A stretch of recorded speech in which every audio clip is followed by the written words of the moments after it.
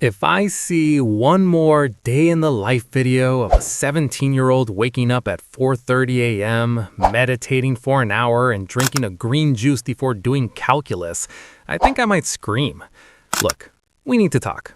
We all want that perfect student life. You know the one, where you're effortlessly on top of your assignments, you have a glowing social life, you hit the gym every day, and you actually get 8 hours of sleep.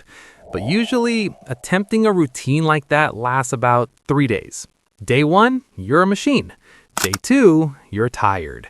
And by day 3, you hit snooze, you miss the gym, you feel guilty, and then you doom scroll on TikTok for 2 hours just to numb the pain.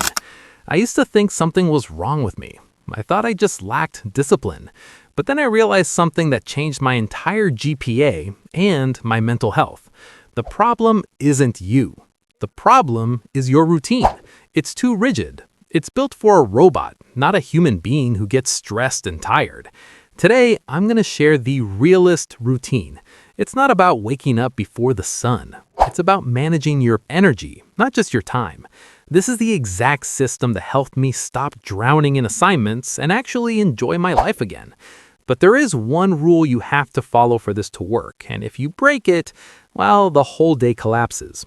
I'll tell you what that is in a second. Let's start with the morning. The biggest lie productivity gurus tell you is that you need a 10-step morning routine. You don't. You are a student. You have an 8 a.m. class. You don't have time for a 10-step routine. You need a 3-step launch pad. Step 1 is the phone gap. Most of us wake up and immediately flood our brains with dopamine. We check Instagram, texts, emails. You're literally letting the world dictate your mood before you've even brushed your teeth. Here's the hack. Buy a cheap alarm clock, leave your phone in the other room, or at least across the room. The first 15 minutes of your day are for you, not for the algorithm. Step 2, hydrate and light. Your brain is dehydrated after sleeping. Drink water immediately. Then get light in your eyes. Open the blinds. It resets your internal clock so you can actually sleep at night. Step 3 is the frog setup. Mark Twain once said, if it's your job to eat a frog, it's best to do it first thing in the morning. This means you need to identify the one thing you are dreading today. That big essay? The math problem set?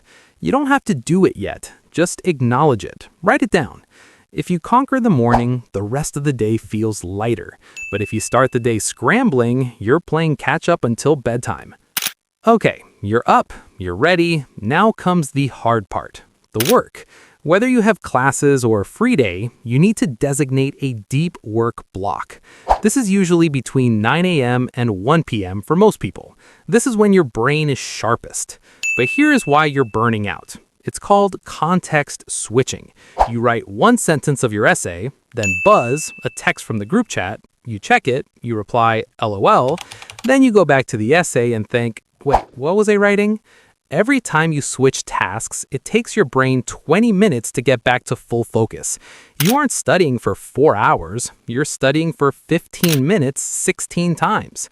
Try the 50-10 rule. 50 minutes of intense work, phone is in do not disturb mode, then 10 minutes of a real break. And when I say break, I don't mean scrolling. Walk around, stretch, stare at a wall. Let your brain reset. Use this time for that frog we talked about earlier. Do the hardest, most brain power intensive task first. If you get the hardest thing done by noon, you will feel like a superhero. But we all know the morning isn't the problem. The problem is what happens after lunch.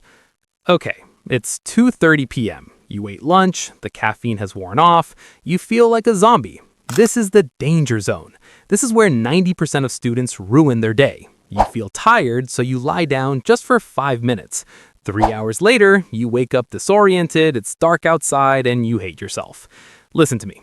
Do not rely on willpower in the afternoon. Willpower is a battery, and by 2 p.m., yours is empty. Instead of forcing yourself to study when your brain is mush, change the input. This is the time for low-friction tasks. Don't try to write your thesis at 3 p.m. Use this time for replying to emails, organizing your notes, going to the gym, or cleaning your room. Movement is the antidote to the slump.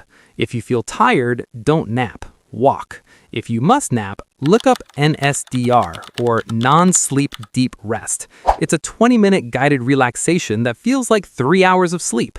I do this before every late afternoon study session.